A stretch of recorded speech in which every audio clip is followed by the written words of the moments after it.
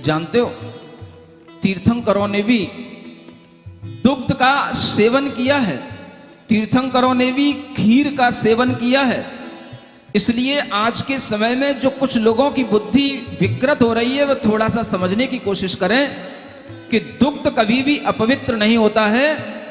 गाय का दूध हमेशा मनुष्यों के द्वारा सेवनीय रहा है और बड़े बड़े तीर्थंकर महापुरुषों ने इसका सेवन किया है, इसलिए वह दुग्ध हमेशा सेवनीय है, ग्रहण करने योग्य है। कुछ लोगों के दिमाग में तरह तरह की बातें आती हैं और एक बहुत बड़ा ग्रुप बन चुका है, एक बहुत बड़ी ब्रांड बन चुकी है, वैगन। समझ आ रहा? ये सिर्फ और सिर्फ दूध का विरोध करते हैं। ऐसे जैन लोग भी उससे जुड़े हुए हैं जो इस तरह की ब्रांड से जुड़े हुए हैं। लेकिन आपको विवेक धारण करना चाहिए, बुद्धि के अनुसार चलना चाहिए। अगर हम इस तरह का विरोध करेंगे तो आपके लिए यह विरोध आपके इतिहास पर, आपके तीर्थंकरों पर प्रश्न चिन्ह लगा देगा। जब तीर्थंकर दुग्ध का सेवन किए हैं तो दुग्ध का सेवन कभी भी पाप नहीं हो सकता, अभक्ष नहीं हो सकता, वो कभी भी मांसाहार नहीं हो सकता, वह कभी भी निष्करुण भाव और निर्दय भाव के साथ किया हुआ भोजन नहीं हो सकता। क्योंकि आपको पता होना चाहिए कि गाय के थनों में जो दूध होता है वो इतना अधिक होता है कि बच्चा पीने के बावजूद भी वह दूध बहुत रहता है।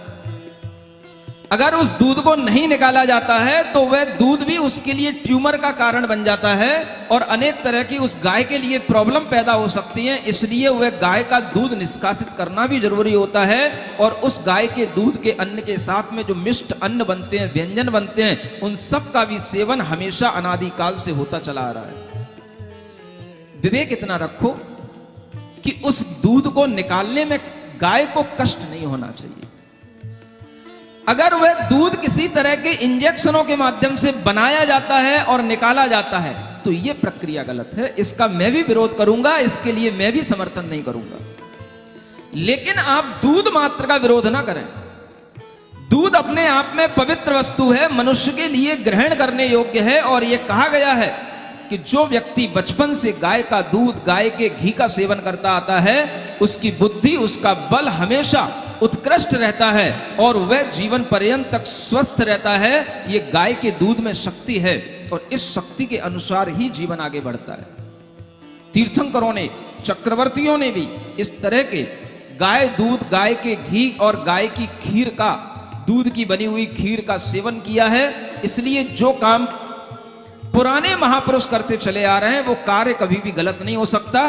प्रश्न चिन्ह उसकी प्रक्रिया पर होना चाहिए। आप देखें, जहां पर उस गाय का दूध निकाला जाता है, क्या उस गाय को इंजेक्शन देकर के उसमें दूध वृद्धि की जाती है?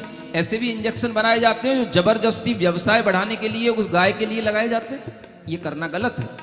और अगर वह दूध निकालने पर भी इतना दूध निकाला जाए कि इंजेक्शन के माध्यम से उसकी भरपाई की जाए, निकालने के लिए उसका खून तक निकल के आ जाए, तो ये प्रक्रिया भी गलत है।